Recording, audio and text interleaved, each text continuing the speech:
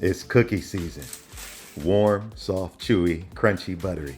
Whatever your desire, a cookie can fill the void. And today on the Tiny Stove and the Ninja, we're starting with a well-known contender for most famous drop cookie, chocolate chip. Like me, you may have a lot of recipes which range in difficulty. But today, let's keep it pretty simple, but oh so good.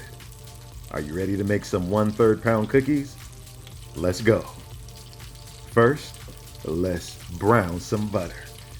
2 sticks of butter is what we're going to do right now. Now, as you're browning it, just make sure that you stir it just a little bit. Get those flecks of flavor off the bottom of the pan. You're going to see it start to bubble. That's okay. And then drop 1 ice cube. That will make you have some angry bubbles. But don't worry, you're just adding some well-needed moisture back into it, and you're cooling it down so that it doesn't overcook your eggs and your batter later, at least before we bake it. Yeah, you see those angry bubbles? Don't let them scare you. That's what's going to help make your cookies beautifully chewy, soft, and around the edge just a little bit more crunchy, right along with that molasses from the brown sugar. So you let it continue to cool down with that ice. The heat is off on the tiny stove, and you can see those flecks of brown throughout the entirety, making sure that it's mixed throughout the whole buttery mixture. And then leave that to the side just for a moment. Here you have 2½ cups of flour, 2 teaspoons of baking soda, 2 teaspoons of kosher salt, and this is 2 tablespoons of cornstarch. It's going to help with the chew. 1½ cups of brown sugar, giving you that molasses texture. I like using a little bit more brown sugar. 1/2 cup of white sugar, 2 whole eggs, 1 egg yolk, and then whisk it. You see me with my mighty small whisk. And don't forget, remember that brown butter? We're going to mix that together. So whisk it all. You'll notice that I put the eggs in first. That's okay. You can actually go back and forth between those. But what I like to do is just make sure that I give the butter a little bit more time to cool. And it turned out beautifully. So just keep mixing until they incorporate together. This is your favorite coffee. I used about a tablespoon of my favorite instant coffee. I used the Keurig brand, whatever your favorite cup is. Now this is 2 teaspoons of vanilla with 1 teaspoon of bourbon. But you can be sure to omit that if you don't like bourbon. This is where we put that flour mixture in. Now we're going to get our favorite tiny spatula and then just keep mixing.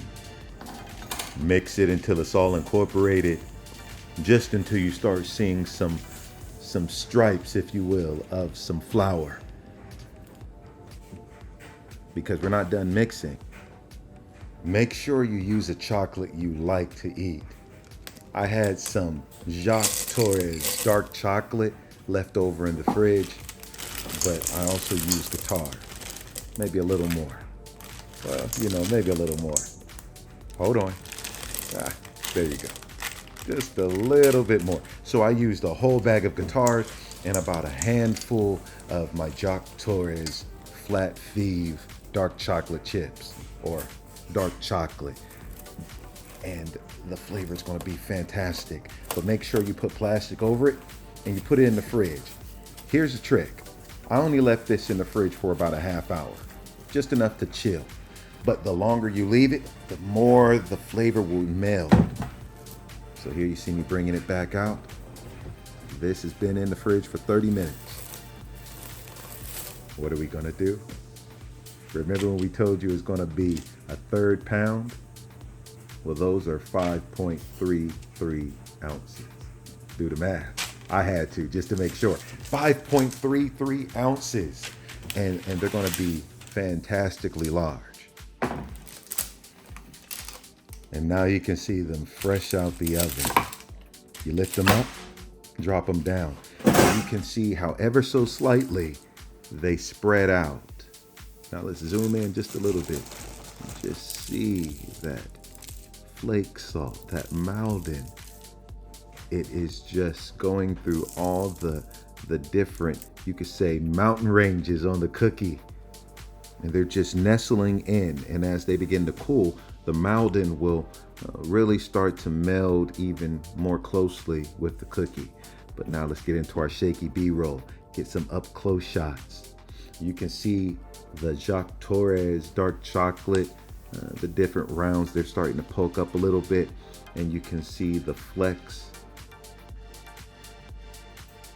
Look at those amazing crevices in those cookies. Ah, it's delicious. You can see the Decadent sticking out of the cookie.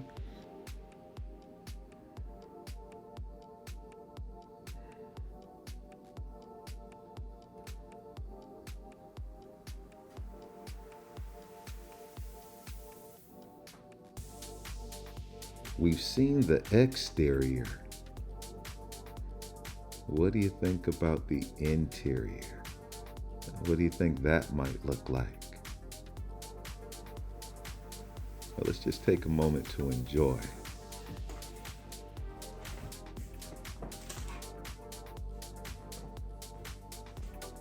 Ah, here it comes. You can call this a beauty shot. Look at those flecks of chocolate throughout the entirety. So is it cookie with your chocolate or chocolate with your cookie? I'll let you decide. It's chewy, pillowy, it's tender, but it holds up on its own. I have no doubt that you'll really enjoy this recipe. I'd like to thank you though for joining the Tiny Stove and the Ninja. This is going to be a nice little series of our cookies, so we hope you tune back in to see which cookie is up next. If you enjoyed cooking and baking up a storm with me today, hit the like button and subscribe for more flavors that you can savor. Chop that notification bell so you never, ever miss a bite. Until next time.